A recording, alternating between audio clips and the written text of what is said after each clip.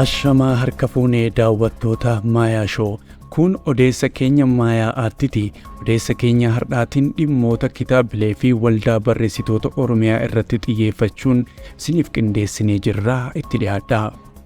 Yeroo ammaa kana kitaabileen qabiyyee garagaraa qaban baay'inaan maxxanfamaa jiru.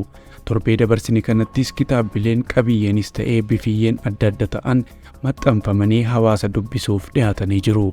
Kanneen keessaa kitaabni mata dureen isaa Duula Kanniisaa jedhu barreessaa Booruu Muusaatiin barreeffame magaalaa Cirootti eebbifamuun dubbiftootaaf dhiyaatee jira. Magaalaa Adaamaatti immoo kitaabni Quality of Thinking in 21st Century jedhamu moggaafamee fi barreessitoota doktoroota torbaan barraa'uun Ambaasaadder Albusraa Baznuuriin gulaallamee Yuunivarsiitii Harrambeetti ifa ta'ee jira.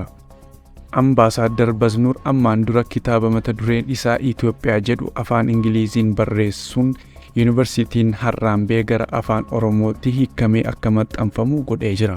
Haaluma wal fakkaatuun guyyoota itti aanan kitaabileen hedduun maxxanfamuun hawaasaaf dhiyaachuuf qophiin isaanii xumuramuu odeeffannee jirra. Kanneen keessaayis kitaabni Anis Atis jedhuun moggaafamee fi hayyuu hogbarruu Dr. Asafaa Tarrafaa Dibaabaan barraa'ee ummataaf dhiyaachuuf jedha.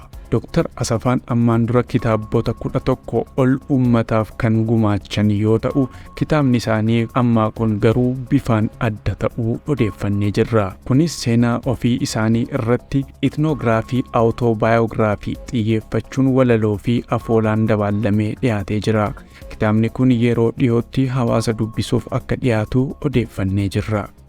Itti kitaabni mata dureen isaa Qooxii jedhamuun mogga'ee fi kuusaa bartabee qof dubbii ta'e ammoo waloo Haftee Baqqalaan barraa'ee maxxanfamuun yeroo dhiyootti ummataaf ni dhiyaata.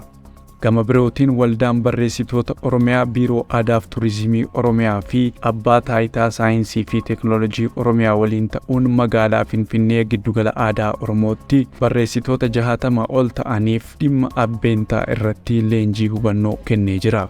Leenjiin kun barreessitoonni gaafiiwwan mirga abbummaa wal qabatan irratti hubannoo gahaa argachuun dirqama isaanii bahachuu akka danda'anii fi tooftaa kalaqa sammuu isaanii ittiin eegsifatan yookiin kabachiifatan kan xiyyeeffatedha. Dabalataanis leenjii kana irratti barreessitoonni mala kitaaba qulqullina qabuu fi dubbistoonni jaallatanii irraa fayyadamoo ta'an barreessuu irratti gorsi ogeessaa kennamee jira. Odeessi keenya kanumaa qophii mayashow waliin turtii gaarii.